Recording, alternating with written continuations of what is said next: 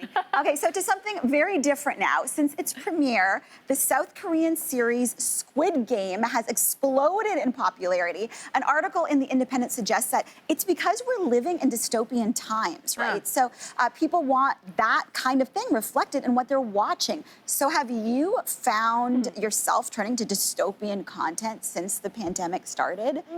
That kind of content where like the world is ending and there's lots of injustice and suffering. Like, have you guys been watching this kind of content? Listen, it's my job to cover pop culture. And this Squid Game is one of the biggest pop culture story of the last few weeks. But I feel also validated because I've been talking about the entertainment that's been coming out of South Korea in terms of K-dramas and K-production events, and their production values are so amazing that it was only a matter of time, and not really a matter of time with Squid Game. Think about like BTS, Blackpink, Parasite winning Best Picture at the Oscars. South Korean entertainment is at its peak right now, and it's called Hallyu. It's called Korean Wave. The South Korean government actually 30 years ago made this a priority for soft diplomacy to spread Korean culture around the world. As for the dystopian content, I watch the show, I'm into it, I find it entertaining. I don't think that it's any more disturbing as The Handmaid's Tale, for example, that came out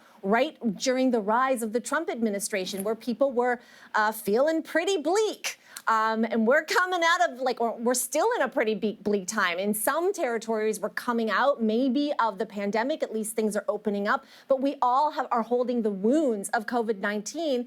And, this show is hitting right those spots. Yeah, which is why I'm not interested. Yeah, Cynthia, you're not in. I'm not in, but I'm still watching Squid Game. You are? Yes.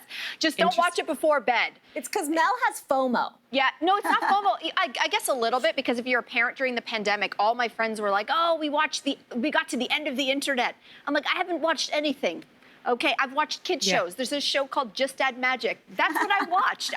And I'm trying to play a little bit of catch up. And I missed the Game of Thrones train because the ladies here are hard in. Yeah. And I was like, I'm not missing another cultural moment. So if I have a sliver of time, it's the one thing I'm watching. But I'm hate watching it, gotta say. Not that I don't love it, it's too dystopian, and my anxiety just goes like this. Yeah. I gotta meditate after Squid Game. It's a hard no for me. I mean, I feel like I'm dealing with too much in my life. I can't handle it. And you know what? In daily life, when I've spent the last year covering mass shootings, going into wildfires. The last thing that I want to do when I come home is I want escapism. I want to be able to watch rom-coms. Emily in Paris. I was my favorite thing I've watched. So I don't know, it's a hard no. Although, Lainey, you do sell it really well, and it makes me so curious. AJ, let me tell you this. Korean rom-coms are next level. Okay. So if you don't want to do the Korean dystopian, check out the Korean rom-com. I have one for you. I will text you a whole list, actually. I love it. I love it.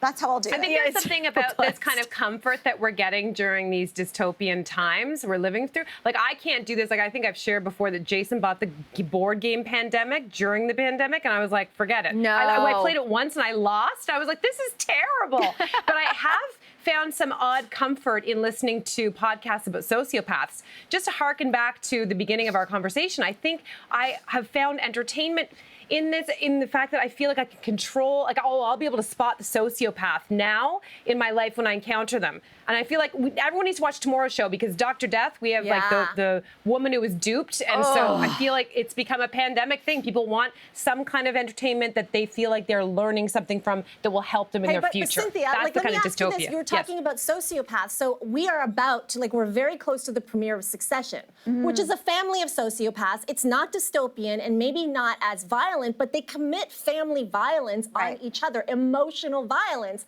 It's just as disturbing. And it's a huge show. It's an award-winning show.